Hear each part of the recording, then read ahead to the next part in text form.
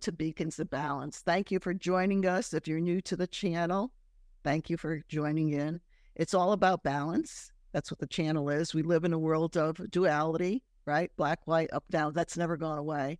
So this channel is all about bringing ourselves, each one of us, back into balance. Because when we're like this, that's when we have all our issues and things that go on with us. So it's all about that. So we'll bring in at different times guest speakers, and we're here to share pearls of wisdom for each and every one of us to take with us to make us more this way. So thank you for being here. And this is wonderful, Joanne, my fabulous co-host. Yeah, Arlene. we're both fabulous. So it's all about us. So right? yeah, no, it's about you. I know. It's all about you. Exactly. You guys are important to us. Exactly. It's all about love. This is what. So today we have a really fun topic we're going to talk about. And this is about our intuitiveness, because we all are intuitive. We all have our psychic abilities.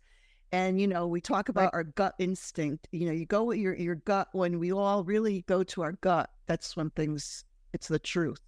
So we're going to talk about all these different, you've heard about clairvoyance and clairaudience. So Joanne's going to, this is about the clairs today. This will be fun. This is laid back. We don't have any guests. It's just the two of us talking, having fun. So think of yourself as a powerful radio antenna. I think that's the best way I could describe it, Arlene, right? We're antennas, right? Take the time to really see what senses that you're most keen at. There's some people that they hear things more than they can visualize something in the future. So we're going to cover 6 of those clairs. And Arlene, would you like to clairvoyance? Yes, clairvoyance. So what is clairvoyance? It's having clear seeing, and someone that sees through what's called our third eye. So it's right between here. It's right between your eyebrows, and that's where we see things from. And so what could happen is you could have flashes of light, images, or something that it's like watching a movie film in front of you, right? Shaping into, and it could be looking at the past, present, or future. So that's kind of what a clairvoyant type of, and I think we all hit on these at different times in our lives, right, Joanne? Exactly. So many people have visions of something happening, and they think, oh, no, they second guess themselves, and then they get home only to find out, something happened that really did happen. So second guess yourself. We're more powerful than we realize. Very guys, powerful right? beings, yes. So yeah, with the clairvoyance, so it's something, you just see something like an image. Right. Some people call it the sixth sense. Right. They just feel like something's going to happen, or they have a vision that there is going to be an earthquake, and then it transpires. So, yeah. And then there's clairaudience, which I'll cover. Now, how many times have you been walking around and it's almost like you can hear someone, you hear messages. And I know I have to be really careful with this, Arlene, because voices, they're going to lock you up, right? Right away, they go right there. They go to the judgment. But clairaudience, here, I'm telling you, this is the best way that would make it sound like we're not crazy. A lot of people, when they sleep, they'll dream about a deceased loved one that crossed over. And the way that many of those deceased loved ones will communicate with you is through clairaudience. It's almost like a telepathic communication. You might not see their lips moving, but they're communicating through thought. And we've taught this a million times, Arlene, that your thoughts are more powerful than you realize, right? So I know when angels appear to many people, they communicate telepathically, or it's clairaudience. So yeah, that's one of the clairs that's very important. So you want to bring up some of our clairs? You want to bring up some of our clairs? Oh my gosh! Just last week, Arlene, what happened? we were in between tapings. Yeah, we were recording, and in between, I had, of course, the computer on. The volume was on, and Joanne had hers on, but we walked away because we were waiting in between, so we didn't shut down everything. And I was on my couch on my other computer doing something, And my husband, you know, because I'm at the house recording, Joanne's at her house, and my husband had left. He told me he was going out. And I'm sitting on the couch and I heard a man's voice. And I said, oh my goodness. So I got up and I said, did he come back? But it was like a quick, because I knew he was gone for a little while. So I actually went to the stairs upstairs where I go, hello, are you there? And I opened up the basement door. Hello, are you? And oh my God, nothing. And I thought, oh, well, I'm losing it or whatever. But I distinctly heard like 3 words. And then when we came back on it, I said to before we started, I said to Joanne, I said, oh my God, I said this. And she goes, yeah, I heard it. I go, nice. And I thought you left your TV on.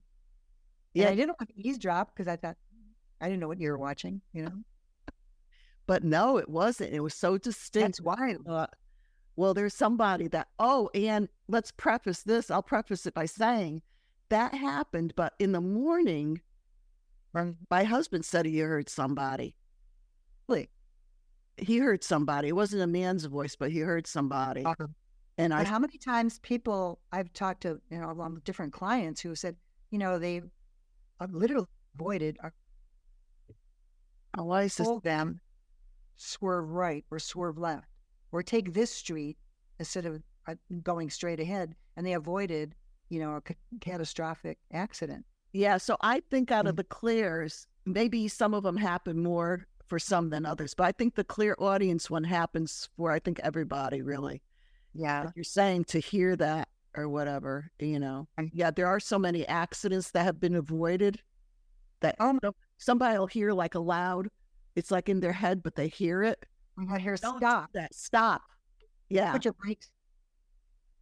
Yeah. Or leave the house now. I mean, I've heard countless stories where a voice guided them.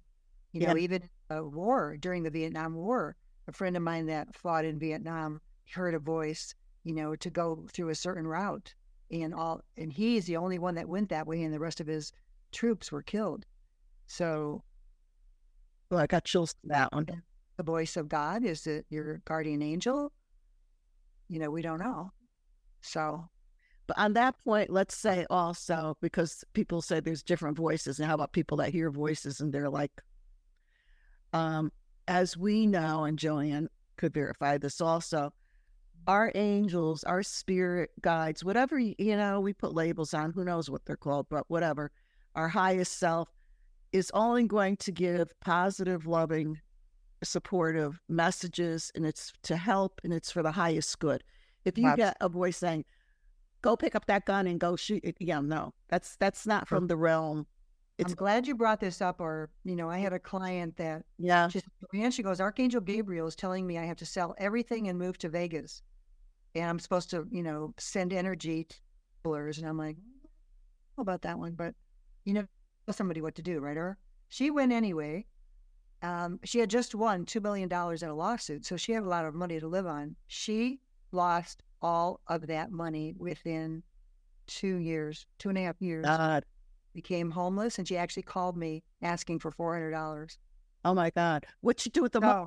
She lived in Vegas. What was she gambling? Angel Gabriel told her she was to work in the Keno area, you know, playing Keno every day and flicking energy to the gamblers. And I'm like, Joyce, I don't know about that one. You know, but you can't change anybody. That was her truth. Yeah. Her perception that it was Archangel Gabriel. I don't think, and probably will get retribution on this one, people doing gambling, you know, because I do. It's in my family gene that runs, but anyways, I do like to dabble. But yeah, we all play with it. I do it as an entertainment. I only take so much, but you know, I'd go on and try to bring the energy, saying, "Come on," and you know what? It's a low vibration. The people that are there in that whole arena, you know, they're desperate people. It's like an addictive type of thing. So exactly. I think for the highest good, that wouldn't be there. I mean, so what Arlene said, it's like, what is the message? Is it positive? Then, you know, yeah, it'll only be loving. Telling you don't kill somebody or do something crazy. Yeah, no, those aren't. It's always from the high, and you always ask for the highest good, and let's touch on, spirits that come in or whatever, and they're going to give us the loving things. And if they're not from that loving realm, if you tell them to get lost, I don't care which way you say it, be gone, do that, whatever, sage, there's a universal law, right, Joanne, that they have to honor it, and they leave you alone. And I've had that happen in my life. I've witnessed it. Exactly. Many light workers, so I've witnessed it. Oh. Yeah. So that's another way of checking in. Where is it coming from? Exactly. Always listen to the message. So, and where it's coming. Right. So Arlene, then there's Claircognizance. No, didn't you have one after?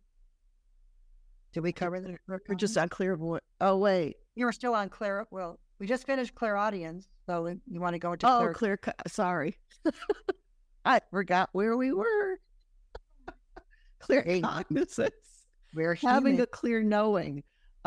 Someone has information or knowledge of something that he or she doesn't actually know.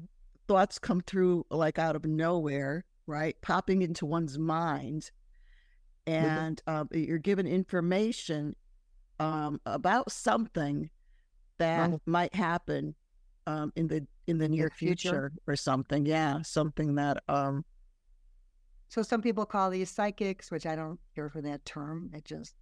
I picture this lady with a, turban on her head with a ruby stuck on her third eye. But intuitives have a claircognizance. Yeah. I have a lot of this. It's just because people used to come into my shop and they used to want me to do readings for them. And I the ability, if I chose to do that, I could, but I chose not to. But it's like I had a knowing. It's like energetically, and Joanne, you get this too, the energy, you could just feel it. And it's like you get this sense. Exactly. It's a knowing sense. A good example, Arlene, is when you go to a party and there's someone there and you don't know why you feel the way you do, but you want to stay away from that one person in the corner. You never met them, never spoke to them, but something tells you that inner cognizance is kicking up. Like, just stay on this side of the room. Don't go near that man. I know. I always, yes, things happen. I get that a lot. And then I go into like a judgment, like, well, why do I feel that way? I don't know this person. I don't know anything about them, but I wonder why. The vibe they're putting off, and we're empaths, let's face it, Arlene, or we wouldn't be doing this work. We're very sensitive to energy. Yeah. So somebody's putting on a kind of weird vibe. It just. And then the other part of that is then you just meet somebody, you want to go up and just hug them and exactly have to say, oh, like, my God, you're here. Somebody crowd, and I want to be your friend. I get more of that rather than the other, but or children that just are attracted to you and they come up to you and they don't even know why. It's like, oh, yeah, I like them when they just smile at you and that. That's another thing for our audience to listen to the little ones, the ones coming in. Well, the babies, they have so much, they just came from the realm. They have so much knowledge and wisdom. Put them in boxes. Like, you're going to be in this religious box. You're going to be in this political box. Don't talk to this person because she believes it. Hey, we just mess these kids up. Let them just be pure love. Exactly. Wow. And I always say to people, talk to them because they have that. If they talk about imaginary friends and that, they're seeing spirit. I was laughing at my grandson yesterday, Sage. He was over yesterday. I had to watch him. And he says, Gammy, he was insistent that I did. He watched this video. I swear to God, Arlene, we had to watch this 10 times in a row. He wanted me to play Aerosmith. And it had to be a very specific recording, and it was honoring Howard Stern's birthday. And Slash, remember Slash, the crazy guitarist? Okay, yeah. And he was playing Dream On, the song Dream On. Sage has that song memorized, and he can hit those high notes. He's 3 years old, but it's like, play it again, Gammy, play it again. Oh my God, I think he was a rocker from another lifetime. Yeah. That's Slash. He gets Slash is coming on. I'm like, oh my God. That's another subject we'll be talking about, the reincarnation. Soul. The ones coming back. He'll say, Gammy, I'm really sad today. Can you play a sad song? I'm like what? And I'm thinking Sesame Street. What could Sesame Street has nothing sad. He goes, no, play Dust in the Wind. What? Dust in the Wind from the 70s. Yeah, these kids coming in today love me. They're needed. Love. So anyway, so going back to claircognizance, having that, you just know, something, but you don't know how you know it. Yeah, know it. Exactly. And then a lot of times it blows you needed to do this podcast. Yeah, and then it blows your socks off, because then when it comes to fruition and you see it and you go, oh, I get right. Know it. And sometimes it comes in a different way or it changes midstream, but you're still there. Things can shift and change. I never thought I'd be doing this with you, Arlene, in a million, with my crazy. Well, I did years ago when we knew each other. I always had the sense that you and I would be we did work together. But we did. We always were connected from the time we met. But I thought, we'd really be doing something together to build this. Because we know how to have fun when we do this, And it's all about FUN. If it's not FUN, it's FUN. It's LOVE and FUN. Exactly. And you and I know how to we have fun wherever we go. Oh my God, all the road trips we used to do, Thelma and Louise, they would call us, And it's about lifting each other. Like I always said, it's about lifting each other up. One another. I think, one of my roles, because I just talked to somebody yesterday, and she was very, very down, I could feel it coming through the phone. Yeah. And before we got off, she was laughing. Exactly. We know how to change. She was laughing. And I said, oh, thank God. Yes. That's your gift.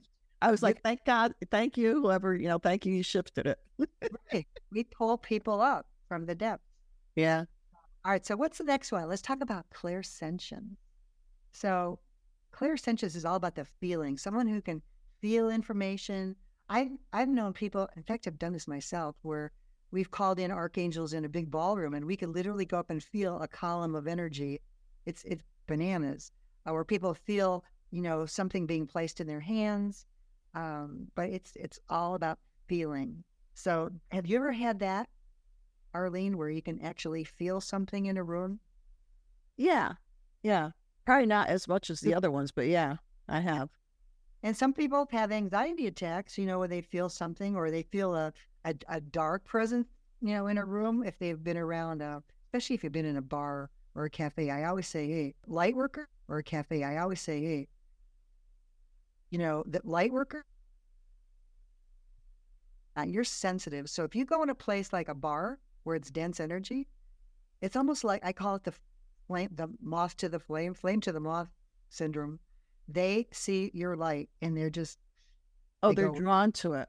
Well, yeah, going back to that, like when I had the store, that first year when I opened, I was like, oh my God, you were like, weren't you next to a bar or something? Or I'm like, what am I doing? Yeah. No, I had every walk of life come in the store, including, and I say, I got satanic and demonics. Yeah. And it's funny because they would come in and others that were there, would turn around and look at them and be like, ah. And I just smiled and I'm like, okay, whatever. They got something from walking into your shop, whether they realize it or not. I would talk to them but they left because the light would repel them. They couldn't stay in that environment. Exactly. So I realized then I was protected and I was fine with it, Exactly. And the one thing I always tell, people that are healing facilitators, you always should put a circle grid of protection around you when you always. So many do not do that. And they think they're giving their energy to the client. I'm like, are you kidding me? This is why so many of the healing facilitators are sick. Well, some of them do. They expend their energy. It's the circle. I always say it's like the infinity sign. It's you have to keep doing it back and forth like this. You should feel. You get it. You understand. But I'm just blown away at how many, especially the ones that are just starting out. They don't understand that you need to protect yourself when you're working on something. And I just have to share this. Anybody that says, I am a big healer, I am the... We're conduits. You haven't healed anybody. We're conduit. It's just like when you see psychic mediums, the ones that, you know, the ones that are really gifted and good at it, they don't have to advertise. So the signs that you see psychic, you know, $10 come in. Those are 100% word of mouth. And those are gypsies that go around and they try to sock you for thousands of dollars. But hey, you know, oh, I see you have cancer all through your body, but for $350. No, they want thousands. And I'll burn these candles for you. Well, that happened to me in Bridgeport, Connecticut, Arlene, when I still lived in Connecticut. No, that's giving, you know what you do with that? You're giving your power away. Exactly. So it's against the law, actually. Yeah. But, talk about feelings. So I remember, another incident in the store, it was like a Saturday, and this man comes in all in black. Oh, geez. Black shirt, black pants, but I could talk about hearing. I feel like this music going like a dirt, like he walks in. I knew there was something to him. I couldn't put my finger on it. And then he goes, "I'm looking for Michael." I go, "Okay." Like Archangel? Yeah, Archangel. He wants something with Michael. So I'm showing him things and nothing was good enough. Nah. And I'm like, all right, well, just walk around. If it's something here, you'll be attracted to it. You know, I don't sell you anything. You just get attracted to whatever. Yeah. So then he finally picked up a couple of things. He comes over to the register and he goes to me. This cracks me up because people do that. He said, "Do you believe in angels?" What? Duh. Oh, I only have an angel shop here. I don't believe it. Duh. So all of a sudden, out of his pocket, he whips out a white cow and he puts it up to his neck. He was a priest. I was going to ask you. It's like he was a priest, and I thought, but it was really funny because there was this energy around. And guess what? You know who he was? He did exorcisms. And he was a big honcho in the state that did exorcisms. And he used to go around with the Warrens. I don't know if you remember the Warrens from Connecticut. Yeah, for sure. Yeah. So he went, and I'm like, oh my God. I mean, to me, it was just dealing with dark stuff. I was like, I can't go there. Oh, and I was telling him about my angel circles he saw, and he goes, and he looked at me, and he tried to induce fear. He said to me, "Oh, you better be aware of what you're working with." Why did they go down that road? And I looked at him, I go, "So this is me?" I'm like, "Excuse me? What do you think?" I go, "No." I said, "I bring in the light. We say a prayer of protection. We're fine." There's the door. He backed off. He did. He backed off and he left. I can't tell you how many times I was, oh my God, ostracized almost from my town because, you know, there was an article about me where the angels appeared to me. My church, these New Age books out, and they don't appear to any. That was only in the Bible. And I'm like, this is my church that I belong to. So they said, "But we'll forgive you if you come and pray the rosary with us every Tuesday." And wow. Okay, this is why people are leaving in the mass numbers they are. We have to get out of judgment. I mean, I'm not saying all churches are bad. Don't get me wrong. I'm just saying that's what I went through. It was a judgment, and even all the different priests of all the different denominations got together in the newspaper. Yeah. So I do a lot with this. Yeah. So, well, we do the judgment. And, you know, and it's whatever, good, bad, and everything. And, you know, that's what the channel says also. See your darkness out of your light. We have it in all of us. And it's always making choices and come from a place of love, from the heart. That's why I always tell people, you've got to knock this judgment stuff off, guys. It's just not good. All right. So, Arlene. And yep. Next one. Gusto. This is funny because it has G-U-S, and that was my father's name was Gus. Oh, yeah. Augustine, his name was Gus. Clairgustance. And it's having clear taste. Someone could taste. Chocolate. I'm sorry. Someone can taste something that isn't really there. For example, someone tastes chocolate, but he or she is not actually eating chocolate. Now, this one I have a lot of because I think this is a story of my life. See, I don't eat, but I think about stuff, and then I put on 10 pounds. I think because I'm experiencing it. Our bodies are the same, Arlene. We just like look at somebody eating a pie, and we put the 5 pounds on. Well, there is some truth to that. So I don't deny it. And now after reading this Clairgustance, I think that's true. But it also goes, isn't that, it's just not taste, but it's also smelling? Yes. Smelling.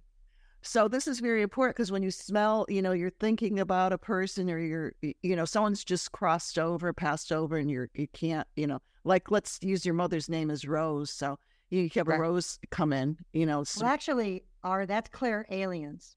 Oh, what? Yeah. Oh, is that the next one?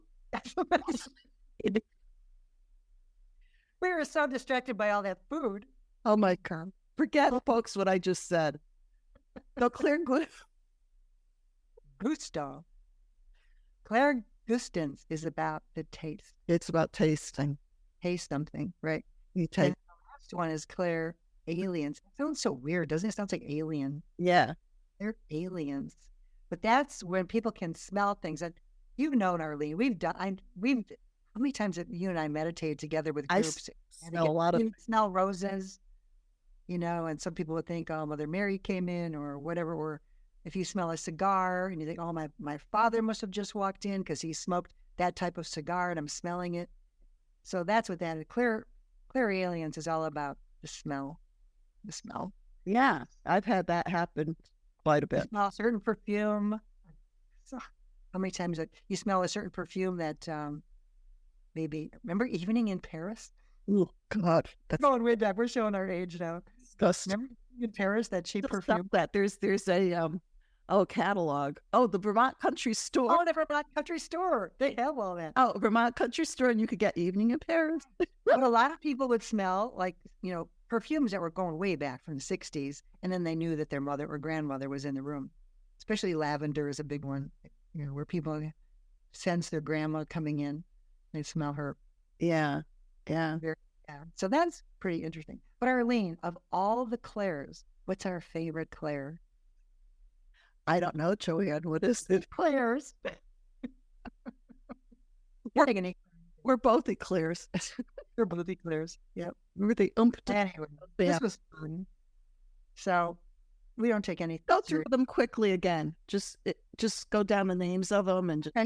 So the first one we talked about was clairvoyance. That's having that vision. You feel something is going to happen, and then lo and behold, it does. And clairaudience is when you hear something, and it could be music, it could be a voice. And then claircognizance is just having that clear knowing. You just know that you're going to do this podcast. You can't explain it. You just know you're going to have that angel shot. And then there's the clairsentience, which is feeling, like sensation. Think of sensation. Yeah. How many times, Arlene, we felt somebody like stroking our arm? Get those God bumps, or you feel a feather, across your face. Then the Clairgustance, which is all about the food. We love food. We love our food, Arlene. God, I miss you. I miss those days we could just go to Milford and go to the restaurants and get whatever we want. Well, you're in an area of good rest, please. You have the best out there too. 400 restaurants in Naperville. They say you can eat out every night and still never get through the whole year. So dangerous for people like us, though. And then there's the last one. The Clairalience is about the smell. People that smell. I wonder why it is called alien. I wonder what the aliens. I mean, the other ones make sense. I would say What is I would say Clair olfactory. I wonder that word. It's like alienating somebody, but I didn't make these words up. I wonder where, because. But yeah, smelling that's your nose. That's olfactory. So yeah, maybe it's so. These are all to help you. If you're having these happen to you, that there's a reason, and it's true and it's actual. Right. Everything is satisfactual. Oh God, she's gonna go into song and dance. Oh my! What a Broadway musical. Plenty of sunshine heading our way. Zippity doo dah, zippity yay. Oh Lord, I used to sing that at my circles. Hey, I told you we have fun, right? We always have fun. Well, that's another story, and I'll share. But now I'm thinking about eclairs. That's another story that when I had my circles, and I would sing that, and there were only a couple guys that would come, but it was open to anybody. So this one night, these 3 young guys came in, well, really curly hair and that. So I did the whole thing, the prayer and meditation, and then we end it with, I would end with everybody looking at each other's eyes around the circle. Kumbaya moment. We end it with zippity doo-dah. One guy that used to come, Bob, he would never sing. And I said, I don't care about voice. It's just about tone, because that's part of toning, that which is. And one woman that used to attend, she got me this bluebird that sang zippity doo-dah. So I would pass it to Bob, and he would put it on his shoulder. So this particular night, though, he sent it down the line, and this young guy with curly hair was holding it. Yeah. And I'm singing zippity doo-dah, and I'm observing people. I'm looking around. I'm looking at these three guys. I go, they must think I'm a real whack. This place is nuts. I will never see them again. So we finished, and I said, does anyone have anything to share about the group or whatever they saw or felt or, Right. He was like white almost. He said, oh my God, he said, my grandfather wrote that and sold that to Disney. What? Are you kidding? Where to God. And I'm sure to this day, somebody hears this, I think he still talks about that. What are the odds? I mean, seriously. I mean, we were like this, and I just said to everybody, I said, see what happens? What movie was that from? Was it like Song of the South or something? Song of the South, yes. And I don't even know where I got that from. It just grandfather wrote that and sold the lyrics to Disney. That is obviously his grandfather was there for him that night. Yeah. Isn't that cray?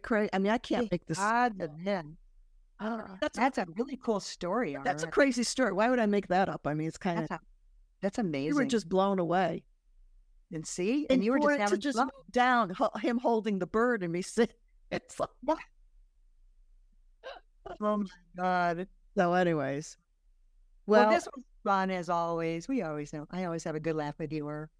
That's why I love you so much. You're just the best. Well, I love you too. We're cut from the same cloth. We are. We're from the same. We're all planning. So, everyone, thank you. Thank you for watching, hearing, listening to us. For those on the podcast listening, and as always, be the wonderful beacons of light that you are. Send it out into the universe to touch each one of us and out into the cosmos, because we're intergalactical with all the other planets and star systems out there. We're all connected. We're all one. Right. We need this to happen. And remember to subscribe and leave comments. And, yes, important. And come back. And a lot that goes into making this podcast. A lot.